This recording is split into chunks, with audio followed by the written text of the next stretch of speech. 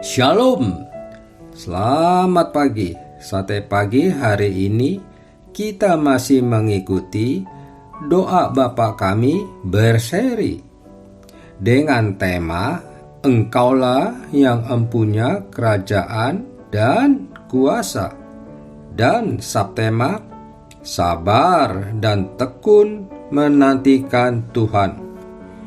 Jangan berkata, mengapa Tuhan membiarkan saya gagal? Mengapa membiarkan saya tidak lancar? Mengapa mengizinkan saya mendapatkan kesulitan? Di saat-saat tersebut, ada rencana Tuhan yang baik untuk membentuk karakter kita menjadi lebih sempurna, lebih sesuai dengan kehendak Tuhan. Daud adalah seorang yang paling berkenan di mata Tuhan. Daud dilahirkan sebagai anak bungsu yang paling terakhir, ditekan, dianiaya, atau dihina oleh kakak-kakaknya yang menganggap diri lebih tua atau lebih pengalaman, lebih mempunyai kebolehan dari Daud. Pada waktu Daud pergi membawa makanan untuk kakaknya di medan perang, di situ dia melihat Goliat yang besar menampilkan diri menjadi penantang seluruh bangsa Israel. Waktu dia ingin melawan, kakaknya menghina dia. "Kau anak kecil, ada apa di sini?" Di sini orang sedang perang. Anak kecil tidak ada bagian di sini. Pulang. Mereka menghina. Tapi Daud tidak mau pulang. Daud sedang menanti kesempatan yang Tuhan berikan kepada dia untuk bekerja bagi satu bangsa. Jangan menghina anak-anak. Saat saya melihat lebih 100 anak yang berdiri menyanyi dalam sebuah paduan suara, saya ingin menangis. Karena saya tahu 5 tahun lagi mereka semua pemuda. 10 tahun lagi mereka sudah dewasa. Mungkin di masa depan mereka lulus universitas. Mungkin mendapatkan pekerjaan yang baik. Mungkin mereka bersiap mendapatkan gelar master di luar negeri. Mungkin mereka menjadi orang penting dalam masyarakat. Jangan kita menghina anak kecil. Biar kita menghormati mereka dan ikut merencanakan hari depan mereka supaya mereka dibentuk menjadi manusia yang berguna, menjadi raksasa di zaman mereka, menjadi tiang hari depan dari masyarakat. Waktu Daud dihina oleh kakak-kakaknya, Saul bertanya, siapa yang berani pergi berperang dengan Goliat? Bukankah Saul adalah orang yang lebih tinggi satu kepala dari orang lain? Bukankah Saul seorang gagah perkasa luar biasa? Tetapi dia ternyata seorang pengecut. Waktu dia dipilih menjadi raja, hari pelantikan itu mewah, hormat mulia sekali. Tetapi setelah dia dilantik, Tuhan mengirim Goliat yang 3 kepala lebih tinggi dari manusia biasa. Dengan demikian, Saul yang tadi begitu hebat, yang begitu bangga, langsung takut menjadi pengecut. Tetapi Tuhan bangkitkan anak kecil seperti Daud, dan dia berkata, biarlah aku berperang dengan orang kafir yang kurang ajar terhadap Tuhan kita. Mengapa membiarkan dia mempermalukan Tuhan? Mengapa membiarkan orang yang tidak bersunat itu berani maki-maki Tuhan? Biar aku pergi mengambil nyawanya. Anak muda seperti ini di mana sekarang? Anak remaja yang berani seperti itu di mana sekarang? Saya ingat 57 tahun yang lalu saya baru menjadi seorang anak umur 17. Saya berjanji menjadi hamba Tuhan yang baik. Saya berjanji memimpin kebaktian yang besar. Saya berjanji membawa banyak orang kembali kepada Tuhan. Waktu itu saya seperti seorang remaja yang dihina oleh banyak orang. Tetapi Tuhan melihat jiwa perjuangan seorang remaja. Sekarang saya sudah tua. Saya berdoa agar Tuhan bangkitkan orang-orang muda yang berumur 20 sampai dengan 30 tahun untuk meneruskan pekerjaan Tuhan yang agung yang sudah saya kerjakan lebih dari setengah abad. Kita harus berdoa minta kepada Tuhan menyatakan kehendak-Nya. Tetapi Tuhan kadang-kadang justru menunda, justru bertindak lambat, justru tidak menjawab. Pada waktu Yesus diberitahu bahwa kawannya yang terbaik, yang dikasihnya sedang sakit, Tuhan Yesus sengaja tidak segera menolong, tidak segera datang, sengaja menunggu beberapa hari lagi sampai Lazarus mati. Setelah Lazarus mati 4 hari dan mayatnya sudah rusak, baru Yesus datang ke Betania untuk menyatakan kehadiran dan anugerah Tuhan.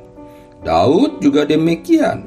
Daud yang demikian memperkenan Tuhan, mengikuti segala isi hati Tuhan, dibiarkan Tuhan mengalami kesulitan-kesulitan, dikejar-kejar siang malam, akan diambil nyawanya oleh Raja Saul, dan dia harus melarikan diri masuk ke padang belantara dan bersembunyi di dalam goa, menghindar dari Raja Saul yang iri terhadapnya. Daud menulis dalam kitab Mazmur, "Aku telah bersabar dan tekun menanti Tuhanku, dan Dia mendengarkan telinganya, dan Dia mendengar doaku." Mari kita mempelajari kalimat ini. Aku tekun, aku sabar menanti Tuhan, dan Dia mendengarkan doaku. Di dalam kalimat terakhir doa Bapa kami, Yesus mengatakan, "Karena Engkaulah yang mempunyai kerajaan, Engkaulah yang mempunyai kuasa, Engkaulah yang mempunyai kemuliaan sampai selama-lamanya. Amin." Berarti apa? Segala sesuatu berasal dari Tuhan. Segala sesuatu bergantung kepada Tuhan, dan segala sesuatu akan kembali kepada Tuhan. Ini yang tertulis dalam Roma 11 ayat 36. Segala sesuatu dari Tuhan, segala sesuatu bergantung pada Tuhan, dan segala sesuatu akan kembali kepada Tuhan, karena Dia yang menjadi sumber, Dia sang pencipta, Dia sang penopang, dan Dia akan menghakimi seluruh dunia. Pengertian ini menjadi dasar dari kalimat Yesus, "Engkaulah yang mempunyai kerajaan, Engkaulah yang punya kuasa, Engkaulah yang mempunyai kemuliaan sampai selama-lamanya." Jika kalimat ini kita mengerti dengan tenang, dengan sungguh-sungguh stabil, kita tidak usah gelisah kalau permintaan kita seolah-olah tidak diberikan oleh Tuhan. Ketika belum waktunya engkau menerimanya, engkau harus tunggu, harus sabar, harus tekun menanti. Jangan gelisah. Kita sering ingin langsung dapat, ingin mendapatkan sesuatu meskipun belum waktunya. Kita gelisah, kita memaksa Tuhan. "Tuhan, cepat Tuhan, jangan tunggu lagi. Sampai kapan?" Tuhan mengatakan, "Waktuku bukan waktumu, jangan paksa." Ketika sudah berdoa berkali-kali, Tuhan tidak kasih, langsung ke Gunung Kawi. Ketika sudah berdoa berkali-kali, Tuhan tidak memberi, langsung pergi ke kelenteng. Karena Tuhan Kristen tidak kasih, maka saya minta Tuhan dari agama lain. Tidak ada Tuhan di luar Tuhan yang sejati. Tidak ada Allah di luar Sang Pencipta langit dan bumi. Ketika engkau dapat hadiah dari Allah yang lain, itu berarti penipuan dari setan yang telah mempermainkan engkau, dan engkau tidak sadar. Engkau secara tidak sadar menjual dirimu, menjual hak anak sulung yang Tuhan berikan kepadamu, lalu engkau menerima berkat yang bukan dari Tuhan. Kadang-kadang kita tidak sabar. Sudah tidak sabar, akhirnya kita sembarangan bertindak. Berapa hari yang lalu saya berada di Hong Kong, naik subway. dari sampai naik ke atas. Lalu panjang sekali eskalatornya. Tetapi akhirnya saya menemukan lift. Waktu itu saya lemah. Saya naik kursi roda. Sampai di eskalator, kursi roda tidak bisa naik karena eskalator tidak menerima kursi roda. Maka kami berputar ke satu tempat yang ada lift. Di situ saya lihat yang tunggu lift selain saya juga ada orang tua yang lain. Orang tua ketemu orang tua di tempat yang cocok untuk orang tua. Orang tua kalau ketemu orang tua biasanya diam-diam karena tidak kenal. Ia tidak bicara, saya juga tidak bicara. Tetapi diam terlalu lama juga tidak tahan. Maka mulai bicara. Bicara apa? Apa saja karena sudah dalam lift. Anda dari mana? Saya dari Sidoarjo. Anda dari mana? Saya dari Jombang. Pembicaraan mulai terjadi. Bicara ada arti, tidak ada arti, pokoknya bicara. Itu namanya titik awal bersosialisasi. Orang tua ketemu orang tua sering tanya dua hal. Pertama, tentang umur. Kalau kita kelihatan lebih tua, kalau kita kelihatan lebih muda dari umur lawan bicara kita, kita senyum-senyum. Kalau kita lebih tua dari umur lawan bicara kita bakal merengut. Kedua, orang tua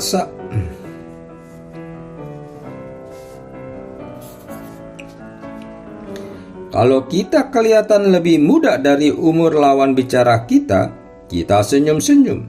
Kalau kita lebih tua dari umur lawan bicara kita bakal merengut. Kedua, orang tua juga suka tanya, sekarang kamu minum obat apa? Kalau anak umur 5 sama umur 5 bicara, mama kamu sering pukul kamu tidak? Kalau umur 5 sampai 10, pelajarannya sulit tidak? Kalau umur 15 sama 15, setelah SMP masuk SMA yang mana? Kalau umur 25 sama 25, sudah ada pacar? Kalau umur 35 ketemu 35, dagangannya lancar tidak? Kalau umur 45, anak kamu sudah menikah belum?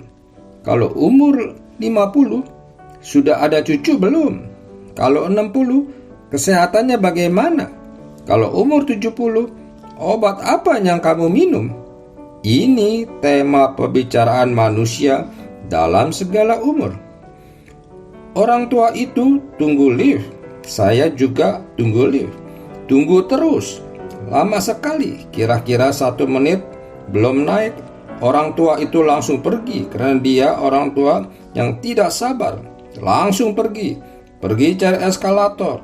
Begitu dia pergi 3 detik, liftnya sampai. Saya mau panggil dia sudah belok, tidak terlihat. Akhirnya kami menikmati lift yang besar, atau kami sendiri. Sampai di bawah, saya lihat dia belum sampai juga karena dia masih di eskalator. Apa artinya? Kalau tidak sabar menanti Tuhan, kita selalu terlalu gegabah. Kalau kita kurang sabar karena doa tidak dijawab oleh Tuhan, kita selalu ambil jalan pintas. Ini bahaya sekali. Jangan sembarang ambil jalan pintas, karena di dalamnya banyak jebakan yang sudah dipasang oleh iblis untuk mengambil keuntungan dari kita. Begitu banyak orang Kristen tidak sabar dalam doanya, tidak sabar menanti. Tetapi Daud berbeda. Ayat-ayat yang penting itu dijadikan musik oleh Felix Mendelssohn di dalam Simfoni nomor 2 dan dalam lagu yang sudah saya nyanyikan sejak umur 16. Ini merupakan salah satu lagu yang melodinya paling indah dalam sejarah musik. Tunggulah, Tuhan sabar menunggu. Jika Tuhan tidak menjawab doa kita, jika Tuhan tidak mengabulkan permintaan kita, bukan karena dia bisu, bukan karena dia suka menunda-nunda. Itu karena waktunya belum sampai dan karena kita belum perlu secepat itu. Tahan nafsu, sabar tunggu kiranya kehendak Tuhan yang terjadi. Mari kita berdoa. Bapa Surgawi, ajarilah kami agar lebih bersabar menantikan waktu Tuhan, karena waktu kami bukan waktu Tuhan. Di dalam nama Tuhan Yesus kami berdoa. Amin.